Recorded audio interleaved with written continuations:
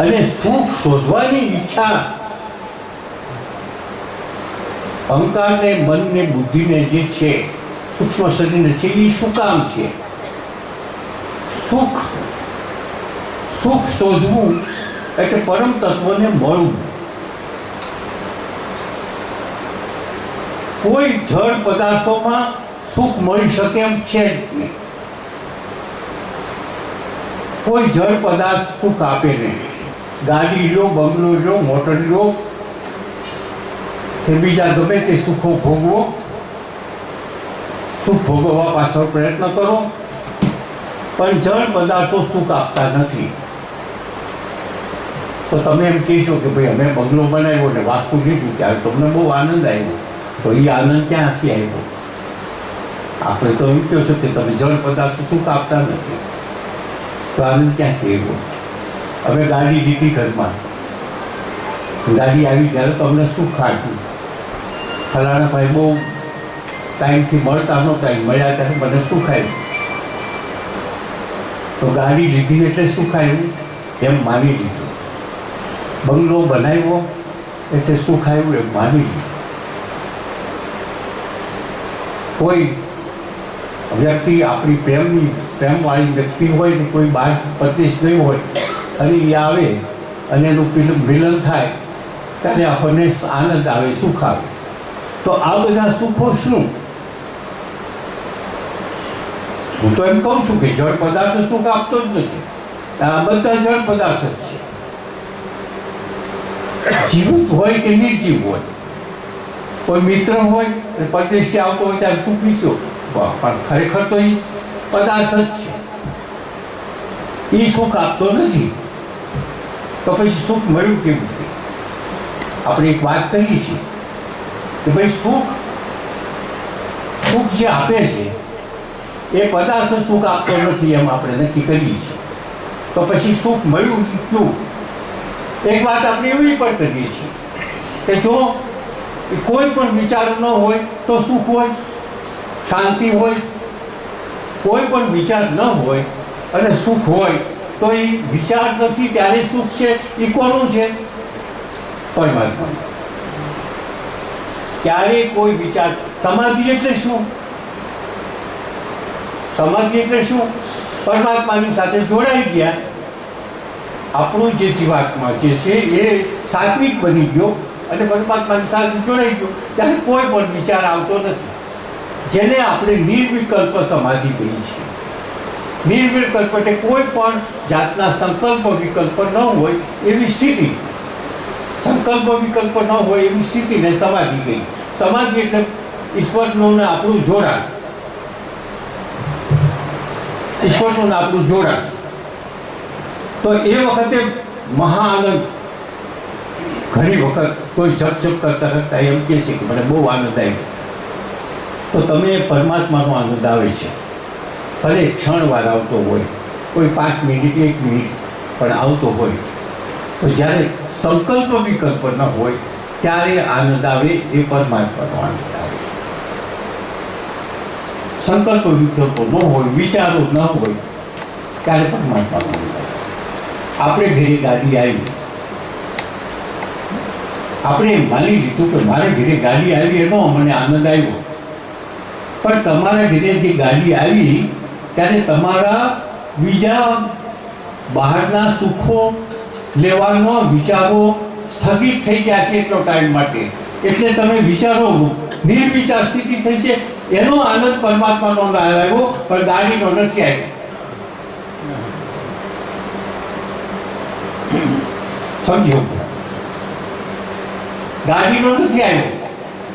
પણ જ્યારે ગાડી આવી, મહા મહેનતે આવી છે, કેટલા પૈસા, ત્યારે એ ગાડી આવી ત્યારે તમને હવે બીજી જગ્યાએથી સુખ લેવાના વિચારો એટલો સમય પૂરતો બંધ થઈ ગયો. એટલે તમને પરમાત્માનો એ વખતે આનંદ આવ્યો, ગાડીનો નથી આવ્યો. જો ગાડીનો આવ્યો હોય તો ગાડી રહે ત્યાં સુધી આનંદ રહેવો જોઈએ. પણ પછી 10 દી 15 દી પછી પાછું ઓસરી જાય છે. તો ગાડીનો કેવી જાય? ગાડીનો જો આવતો હોત તો ગાડી આપણી પાસે છે ત્યાં સુધી આનંદ રહેવો જોઈએ. આપણે બંગલો બનાવ્યો, બંગલામાં રહી ત્યાં સુધી આનંદ આવ્યો, પણ બંગલા બનાવ્યો ને વાસ્તુ રહેવા આવ્યા ત્યારે જે પહેલે દિવસે આનંદ હતો એવો બીજે દિવસે નહીં હોય, ત્રીજે દિવસે નહીં હોય, ચોથે દિવસે, એમાં કરતા મહિના પછી તો આવ ખલાસ. પણ એ વખતે સુખ લેવાના બીજા વિચારોની જે દોડદાડ છે એ એટલો ટાઈમ બંધ થઈ જાય છે. ને જે હું કહું છું કે નિર્વિકલ્પ સમાધિ હોય ત્યારે જે આનંદ આવે છે એ જ પરમાત્માનો આનંદ તમને એ વાહન મળે છે ત્યારે આવ્યો. પણ આપણે એને બદલે આપણે એવા મૂર્ખાઈ કરી છે કે મને ગાડીનો આનંદ આવ્યો, મને આનો આનંદ આવ્યો, અને આનો આનંદ. એટલે હવે વાત એ છે કે તો હવે નિર્વિકલ્પ સમાધિ લાવવાની છે. આપણે નિર્વિકલ્પ સમાધિ આવે તો પરમાત્માનો આનંદ મળે. પણ નિર્વિકલ્પ સમાધિ પૂર્ણ વિરામ નથી.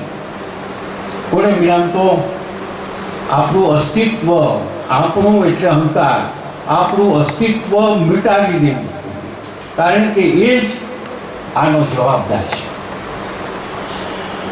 અહંકાર છે આપણી અંદર, અને એ અહંકારે કેટલાય જન્મોના કર્મો કરેલા છે, સંચિત કર્મો, અને એ બધા ભેગા કરેલા છે. આની વાત તો હવે પ્રાણ ભોગવાય ત્યારે થઈ જશે, પૂરા થઈ જશે. એક વાત પાકી થઈ ગઈ. પણ આનું હું તો એ જપ તપ દાન. હવે ભાઈ વાત રહી ગઈ કે જપ કરવા, તો જપનું વિજ્ઞાન, જપનું વિજ્ઞાન એ છે કે તમે 4 થી 6 માં જપો, બીજા ટાઈમમાં જપો, પણ 4 થી 6 ને જવા ન દો. 4 થી 6 બ્રહ્મ મુહૂર્ત છે. આ ખળ જે થાય છે પીચુડ એમાં જપ કરવા હોય તો કેમ કરવા, એની આ વાત છે. એ સંસારમાં રહી અમારે તો નથી, પણ તમારે અત્યારથી તૈયાર તો થવું પડશે ને. અત્યારથી તૈયાર થશો તો એ જગ્યાએ પહોંચશું કે બ્રહ્મચર્ય, ગ્રસ્તાશ્રમ, વાનપ્રસ્થ અને સંન્યાસ એ આપણા ઋષિમુનિઓએ ભાગ પાડ્યા છે. એ પ્રમાણે આપણે રહીએ તો જ સુખી થાય. સુખી થવું એટલે પરમાત્માની પ્રાપ્તિ, એ સુખીનો અર્થ છે. તો જ સુખી થવાય, જો એ પ્રમાણે રહીએ તો જ. તો હવે અહીંથી શરૂઆત કરવાની છે કે જપથી. તો જપતામાં તો ફરિયાદ કરે એટલે કે મારે નથી જપ થતા, એટલે હું નહીં કરું, કારણ કે મને બહુ વિચાર ઘણા આવે છે મારી પાસે, એમ કે મને બહુ વિચારો આવે છે એટલે હું જપ નહીં કરું. એટલે ભાઈ તું સમુદ્રને કાંઠે ઊભો રહે અને એમ કે આ મોજા બધા હાલ્યા જ આવે છે, મોજા બંધ થાય ને ત્યારે હું નાવા જઈશ. મોજા બંધ થાય ત્યારે હું નાવા જઈશ. મોજા બંધ થવાના જ નથી. મોજા બંધ થા, મોજામાં જ ના, મોજામાં જ તું ના. આપણે પણ વિચારોમાં જ જપ કરવાની છે. તો એ 4 થી 6 એટલે બ્રહ્મ મુહૂર્ત. બ્રહ્મ મુહૂર્ત એટલે પરમાત્મા પ્રાપ્તિ કરવાનો સમય. 4 થી 6 સવારના વહેલા. હવે એ વખતે 24 કલાકમાં આપણા ઋષિમુનિઓએ માત્ર 2 કલાક આપણને આપ્યા. આમાં તમે કરો 24 કલાકમાં ગમે એટલા કલાક કરશો અને 2 કલાક કરશો તો એ આખા દિવસનો માત્ર 2 કલાકમાં બધો પૂરો થઈ જશે. કારણ કે જે વાત થઈ કે જે શરીર વગરના જીવાત્માઓ છે, શરીર વગરના જીવાત્માઓ છે, એ જીવાત્માઓને જે શરીર નથી મળ્યા એ 4 ને 6 ની 12ના પીરિયડમાં એ રખડતા હોય. 4 ને 6 થી સિવાયના પીરિયડમાં એ રખડતા હોય. તો એ તો બધા ચિત્ર અકળાયેલા છે, કારણ કે એને શરીર નથી મળ્યું. ખાવું છે, પીવું છે, ભોગવવા છે, શરીર શોધે છે. હવે એ કાંઈ આપણને હક લેવા દઈએ તો એ આપણને ડરતા હોય છે. એમ કેમ પ્રકારે એ પીરિયડ હોતી. પણ 4 થી 6 ના પીરિયડમાં એ બધા જે સંત મહાપુરુષો છે, જે વિશ્વનું કલ્યાણ કરવાવાળા જે છે, એવા આત્માઓ રખડતા હોય છે. તો એ જ્યારે જપ કરતા હોય તો આશીર્વાદ આપે. એટલા માટે 4 થી 6 બ્રહ્મ મુહૂર્ત કીધું છે. 4 થી 6 માં જેટલું જપ થાય એટલું જપ કરો. જપ ન થાય તો ઘણાઓને એવી નોકરીઓ હોય કે ભાઈ ખવાસની પાળી ને બપોરની પાળી ત્રીજી પાળી, તો ભાઈ તમે બીજા ટાઈમે કરો પણ થોડું ઘણું કરતા જાઓ. જપ ન થાય તો તપ કરો.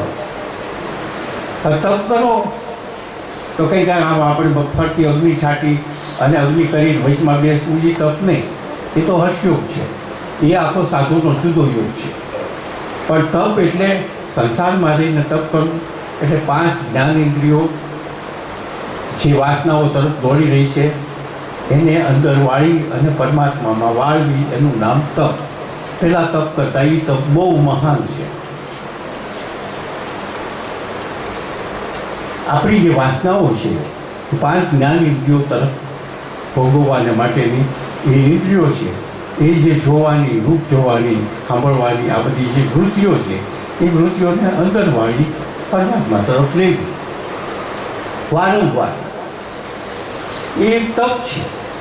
બહુ મોટું તપ છે. એમાંથી સાત્વિક ભાવના ઊભી થાય. જપ, તપ, દાન. હવે દાનની વાત આવે તો દાન તો કરીએ જ છીએ, ઘણા દાનો કરીએ છીએ, પણ દાનનું વિજ્ઞાન છે. ગીતાની અંદર 17મા અધ્યાયમાં જ્ઞાનનું વિજ્ઞાન બહુ સરસ રીતે વર્ણ્યું છે. સાત્વિક દાન, રાસિક દાન, તામસી દાન, 3 પ્રકારના દાન કીધા છે. હવે રાજસી દાન, તો રાજસી દાન એટલે કીર્તિદાન. કારણ ક્યાંક મંદિરમાં આપણે દઈએ દાન તો ત્યાં તકતી ચોરાવીએ કે આ ભાઈ ફલાણા ને એના માતાશ્રીના કે પિતાશ્રીના કલ્યાણ અર્થે થઈને આ 1 લાખ રૂપિયા દાન અપાય, તો એ દાન કીર્તિદાન થયું. શું કામ તે ચોરાવી તકતી? તે દાન તો દીધું, તે શું કામ ચોરાવી? લોકો વાંચે કે આ ફલાણા ભાઈએ આ દાન દીધું છે, તો એ ભાઈએ દાન દીધું છે તો એ ભાઈને ઓળખવા કે વાહ, આ તો સુરતની અંદર આ બહુ પ્રખ્યાત છે અને એમણે 1 લાખ રૂપિયા દાન દીધું, આ તો માણસ બહુ સારો છે. તો એની આ ધંધો કરવા વાંધો નથી, આવો સારો માણસ આટલા બધા, એટલે એનું ફળ એને મળી ગયું. તમારું કીર્તિદાન, કીર્તિ કરી અને કીર્તિમાં તમારી વાહવા થઈ, તમે બહુ સારા માણસ તરીકે તમે છાપ પાડવા હાટું થઈ તમે એ બોર્ડ છોડાવ્યું અને બોર્ડ છોડ્યું એટલે વાંચ્યું એટલે તમને ધંધો મળ્યો એટલે તમારું જે દાનનું ફળ મળ્યું. એટલે ગીતામાં કીધું છે રાજસી દાન ભૌતિક સુખ આપે છે. રાજસી દાન ભૌતિક સુખ આપે છે. રાજસી દાન થયું અને એ ભૌતિક સુખ આપ્યું કારણ કે તમે બહુ સારા માણસ તરીકે છાપ પડી અને સારી માણસ તરીકે છાપ કરી એટલે ધંધામાં બધી બહુ વખણાયા, એટલે એની હારે ધંધો કરવામાં વાંધો નહીં, ધીરધાર કરવામાં વાંધો નહીં, એટલે રાજસી દાન નકામું. ઈશ્વર પર આપણે તો આવી જવું છે, આને બાળવો છે, આવડું મોટું સંચિત કર્મને બાળવું છે. તો સાત્વિક દાન કોને કહે? તામસી દાન તો શું છે કે તિરસ્કારથી આપવું. તિરસ્કારથી આપવું એ તામસી દાન કહેવાય. અથવા તો જેને કોઈને દાન આપ્યું છે એ દાન લીધું, એણે દારૂ પીધો, ઘરે ઘરે ઝઘડો થયો, બૈરાવ છોકરાને માર્યા, તો જે તમારો દાનનો પૈસો થયો એ તામસી દાનમાં ગયો. એટલે પાત્ર જોઈને દાન આપવું, પાત્ર જોયા વગર દાન ન આપવું. જરૂરિયાતમંદને દાન આપવું, પણ જરૂરિયાતમંદને દાન આપવું પણ એ રીતે ગુપ્ત થાય. કીર્તિદાન ન હોવું જોઈએ, રાજસીદાન ન હોવું જોઈએ. તો સાત્વિક દાન કોને કહેવું? કે ભાઈ તમે કોઈ પણ જાતની ઈચ્છા વગર, વળતર વગર દાન આપ્યું. એને કોઈને કહેવાની જરૂર નથી. કહેવાની જરૂર હોય કીધું તો તમારું રાજસી થઈ જાય. પણ જેને એના કલ્યાણ માટે થઈને અંદરની ભાવના એવી હોવી જોઈએ કે આને જે હું કંઈક પૈસા આપું છું એ કંઈક ગયા જન્મમાં કંઈક લેણા છે, એ માગણા છે, અને મારા એવા હોવું ભાગ્ય કે આ શરીરે મને આ એનું લેણું ચૂકવવા માટે મને એક યોગ મળ્યો અને એને આપણે આપ્યું. તો એ સાત્વિક દાન કહેવાય. હસતા ભાવ ન હોવો જોઈએ, ફળની ઈચ્છા ન હોવી જોઈએ. મેં હું કાંઈક દાન કરું છું તો હું અંદરથી પણ કોઈ ભાવના ન હોવી જોઈએ. આ દાન હોય તો ચિત્ત શુદ્ધિ થાય. ઘણી વખત એક વાર વાત કરું છું, એક વાત એવી છે કે એક બાળગામ મોટો હું ત્યાં એક બેન આવ્યા. એ બેને મને કીધું કે હું ગરીબ છોકરાઓને જે મજૂરી કરે છે એવા મજૂર કરવાવાળી બાઈઓ ઘરે જે છોકરાઓ મૂકી જાય, નાના નાના હોય, ઘોડિયામાં હોય કે થોડાક રમતા હોય, સ્કૂલે ન જતા હોય, એવા છોકરાઓને હું બધાને ઘરે લઈ આવું, બધાને નવડાવું, સરસ મજા કપડાં પહેરાવું, મારા પણ કોકને કપડાં પહેરાવું વેચાતા લઈને, અને બધાને જમાડું, સાંજ સુધી રમાડું, અને પછી એની મા બધી મજૂરી કરીને આવે ત્યારે એને હું પાછા ઘરે મૂકી આવું. તોય હજી એ પાછી છોકરી બહુ હોશિયાર, હજી મારી ચીજ સુધી નથી થતી. હું 10 વર્ષથી કરું છું આ કામ, તોય મારી ચિત્ત સુધી નથી થતી. પછી જાણકાર, વાંચનાર, સારા ગુરુની શિષ્યા, અને કે મારી ચિત્ત સુધી નથી થતી. 10 વર્ષથી આ કામ કરે છે. તું બધી બહાર પાડતી જેને તેની આગળ મળે આગળ જે વાત કરસ અને તું બધી વાતો કરતી કે ના, હું તો તમારી સલાહ માગું છું, એટલે તમને જ કહું છું કે મારી ચીજ સુધી કેમ નહીં થતી. હું કોઈને કહેતી નથી. તો આમ કરસ, તું આમ કરસ, ઘણા પ્રશ્નો પૂછ્યા, બધામાં પાસ થઈ ગઈ. પછી આમ તોય મારી ચીજ સુધી કેમ નહીં થાય, બધામાં પાસ થઈ ગઈ છું, અને 10 વર્ષ થાવી જ જોઈએ. પછી છેવટે પ્રશ્ન પૂછ્યો કે ભાઈ તમારું અર્થ ઉપાર્જન કેવી રીતે આવે છે, ક્યાંથી આવે છે, તમે શું કરો છો, તારો પતિ શું કરે છે? તેને કીધું મારો પતિ વકીલ છે. હવે અર્થ ઉપાર્જન જોયું કેવો પૈસો આવે, કેવી આંતરડી દુભાતી હોય છે. કદાચ માનો કે નિર્દોષ હોય એને દોષિત ઠરાવવો હોય, અને પેલો દોષિત છે એને નિર્દોષ ઠરાવવા માટે કેટલા પૈસા લેવામાં આવતા હોય, કેટલું ખોટું કરવામાં આવતું હોય, અને એ ખોટું કરી અને એની જે ફી લેવામાં આવતી હોય એ છોકરાઓને જમાડવામાં આવતા હોય. બસ ચિત્ત સુધી થાય ક્યાંથી?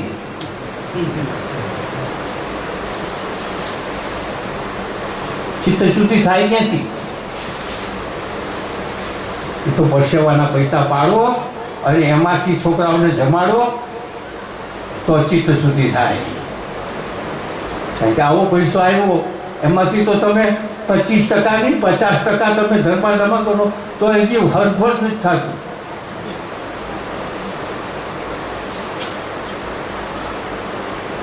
અને પછી ચિત્ત શુદ્ધિની આશા ક્યાંથી રાખો છો?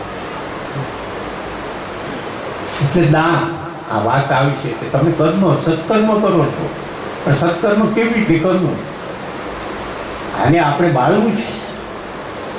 પણ એનું વિજ્ઞાન આપણે બરાબર નહીં સમજીએ, વિજ્ઞાનની ભક્તિ નહીં કરીએ અને વિજ્ઞાન રીતે નહીં રહી તો આ નહીં થાય. કેટલા જન્મ વ્યાજી છે. અને અષ્ટાવક્રજી કહે છે કે હું જે કહું છું એ પ્રમાણે કરજો. આ તો એક વાત છે. અષ્ટાવક્રજી તો એવું કીધું છે કે એક પગ પેગડામાં, એ વખતે દ્રષ્ટાંત બીજું આપી શકાતું નહોતું એમના સમયમાં ઘોડા સિવાય, એક પગ પેગડામાં બીજું પગ તમે બીજા પેગડામાં મૂકો એટલી વારમાં મુક્તિ મળે. આમાં કે છે હમણાં જ જો તું આને કરી નાખીશ તો હમણાં જ તારી મુક્તિ છે. તું બ્રાહ્મણ નથી, ક્ષત્રિય નથી, વૈશ્ય નથી, તું આ નથી, તું આને કૃત કર્મ કરીને જો તો હમણાં જ તારી મુક્તિ છે. પણ ક્યારે કે આપણી જે આપણે સાધનાઓ કરીએ છીએ એ આપણી સાધનાઓ કરતા હોય છે સારી અને ઈશ્વર પ્રાપ્તિ માટે જ કરતા હોય છે, પણ એનું વૈજ્ઞાનિક રીતે ન કરતા હોય એટલે આપણે લંબાણ થતું હોય છે. લંબાણ થવાના કારણો આ પણ હોય છે. તે આ જપ, તપ, દાન આવું સાત્વિક હોવું જોઈએ. અને એક દાખલો દો કે ભાઈ સાત્વિક દાન કોને કહેવાય. આપણને એમ ઈચ્છા થાય છે કે મારે 500 રૂપિયા જ વાપરવા છે દાનની અંદર, મારે આટલી જગ્યા છે, મારી આવકના સમયમાં મારે 500 રૂપિયા વાપરવા છે. તમારે 500 રૂપિયા એવા સત્કર્મે વાપરવા છે કે જે આમાં નોંધ થાય, એમાં નોંધ થાય, મારી ચિત્તશુદ્ધિમાં નોંધ થાય. એ 500 રૂપિયા છે. તમે દવાખાને ગયા, ડાક્ટરને મળ્યા, ડાક્ટરને કીધું કે તમારી દવાખાનામાં કોઈ એવો દર્દી છે કે જે દવા વાંકે કે ફ્રૂટના વાંકે મળતો હોય. ડાક્ટર એમ કહે કે ખરેખર ડાક્ટર જો સારો હોય એમ કે હા મારો એક દર્દી છે, 2 દર્દી છે, તો એની પાસેથી આપણે ના જે દવાનું લિસ્ટ હોય લઈ લો. આપણી મર્યાદામાં હોય 500 રૂપિયાની મર્યાદામાં લઈને દવા લઈ આવવાની. લઈ આવવાની આપણે જાતે જઈને ડાક્ટરને આપતા, દર્દીને નહીં. એ ડાક્ટર ત્યાં જઈને લઈ આવી કે આ તારી દવા અને ભાઈએ મોકલાવી છે. કોને મોકલાવી છે મને નથી ખબર. હવે એ ડાક્ટર દર્દી મળતો હોય અને એને એ દવા મળી, પણ એને કોણે આપી એને ખબર નથી. એને ભલે ખબર ન હોય પણ એના અંતકરણમાંથી જે આશીર્વાદ નીકળે એ કેવો નીકળે.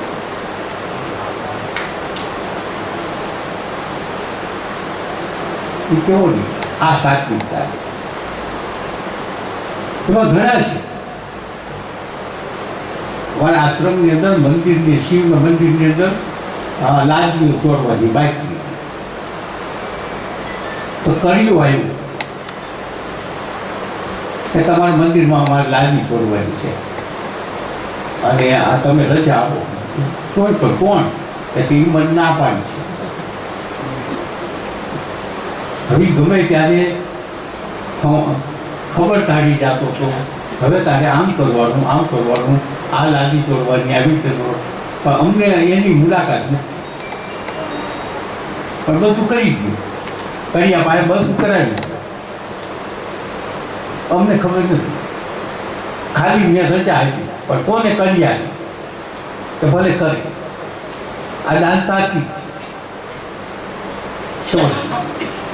એક આટલું જ નહીં, હવે આવા તો અનેક છે, પણ એ વૈજ્ઞાનિક રીતે આ મેં તમને વાત કરી કે તમે બજારમાં ચાલ્યા જાઓ છો, એક આંધળો છોકરો કે આંધળું કોઈ વ્યક્તિ અને એને સામે કિનારે જવું છે, વચમાં ટ્રાફિક છે. હવે તમને એમ થયું કે હું આને સામે કિનારે જઈ આવું, મોકલી દઉં. તમે એને લાકડી જાળીને કે એનો હાથ જાળીને તમે સામે કાઢી મૂકી આવ્યા. પણ તમે કોઈને કીધું આ તો તમને શું, તો હું આમ બસ તમારી નોંધ થઈ ગઈ. આમાં આ એક સાધના થઈ ગઈ. તમે 500 રૂપિયા આપ્યા દર્દીને, દવા મોકલાવી, એક સાધના થઈ ગઈ. તમે મંદિરમાં મૂક્યા, એક સાધના થઈ ગઈ. પણ જો કીર્તિદાન થયું, સમોદાન દાન થયું, તો એ બધું દાન આપણું વેળી જાય છે, ગમે એટલા રૂપિયાની.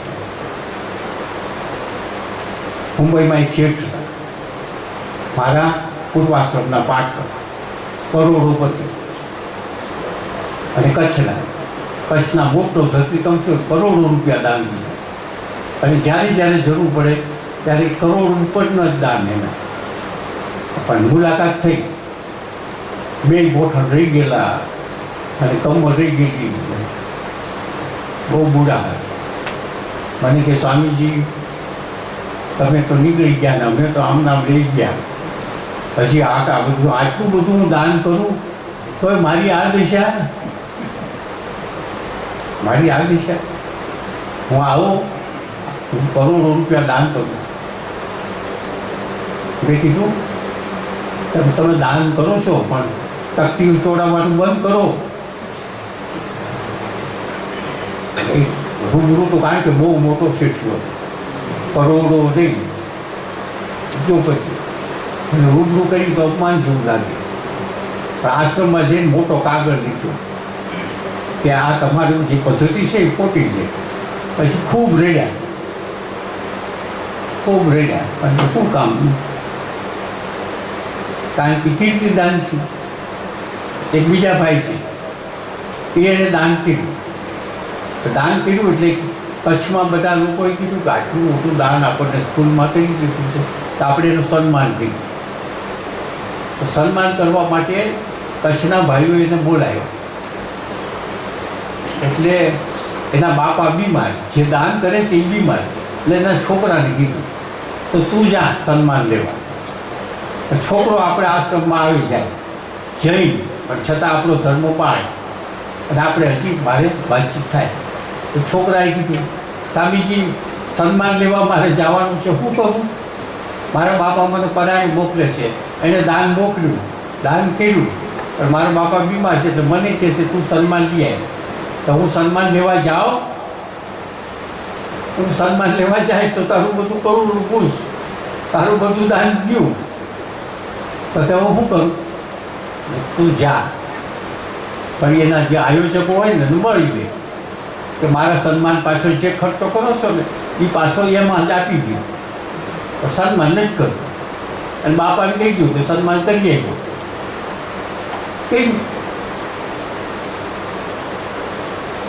એટલે આ દાનનું વિજ્ઞાન જે છે, એટલે આપણી સાધનાઓ આવી બધી જ જતી જુદી સાધનાઓ છે.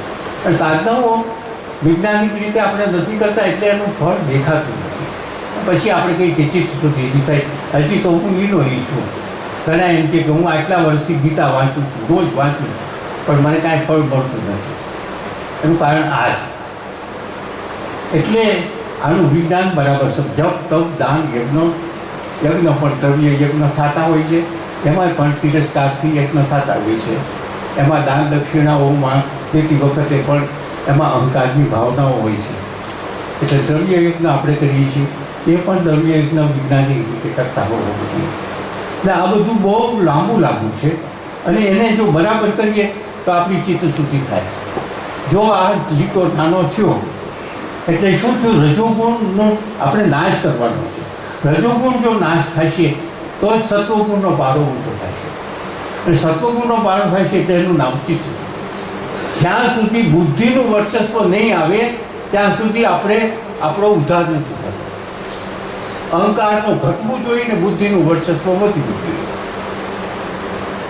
બુદ્ધિ બિચારી કાંઈ કરી શકતી નથી. બુદ્ધિ સાત્વિક છે. બુદ્ધિને સારા કર્મ કરવા છે, બધું કરવું છે, પણ એને ચાન્સ નથી આપતા. ચાન્સ ક્યારે આપીએ? અહંકાર મરે તો ભજનથી જ અહંકાર મરે. ભજન એટલે આ જે તપ જપ દાન યજ્ઞ સેવા પ્રાયશ્ચિત અંતકરણથી કાંઈ ન કરો, કોઈ પણ ખર્ચ ન કરો, એક પૈસાનો ખર્ચ કરવાની જરૂર નથી. પણ જે જીવનની અંદર જે કંઈક ખોટા કર્મ થયા એને અંતકરણથી પસ્તાવો કરવો એક સાધના છે. અંતકરણથી પસ્તાવો કરવો, જે આપણાથી ખોટા કર્મ થયા હોય તે જે સલે શું કંઈક પસ્તાવો કર્યો. અને જે કર્મો છે આખો આવો મોટો ભારવટીઓ પસ્તાવાથી પીડ થઈ ગયો, એને એટલો બધો પસ્તાવો કર્યો કે પીડ થઈ ગયો. મોટો ભારવટીઓ કેટલા લાખો માણસોને માર્યા, કેટલાને લૂંટ્યા, એ જે ગાયું છે કેટલું બધું થયું છે. તો એ પસ્તાવો પણ એક જાતનો યજ્ઞ છે, પણ પસ્તાવો એ વિજ્ઞાન છે. કારણ કે પસ્તાવો આપણે કર્યો એ અંતકરણથી થવો જોઈએ, અંદર હૃદયપૂર્વક ન થવો જોઈએ.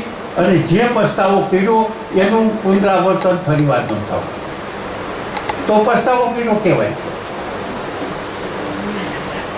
પસ્તાવો તો પ્રાયશ્ચિત. જૈન ધર્મની અંદર પ્રતિક્રમણ કહે છે, આપણામાં પ્રાયશ્ચિત કહે છે, એવા બધા ધર્મોમાં છે. આપણે પણ આ જો કરવું હોય તો મૂળ વાત આપણે આવી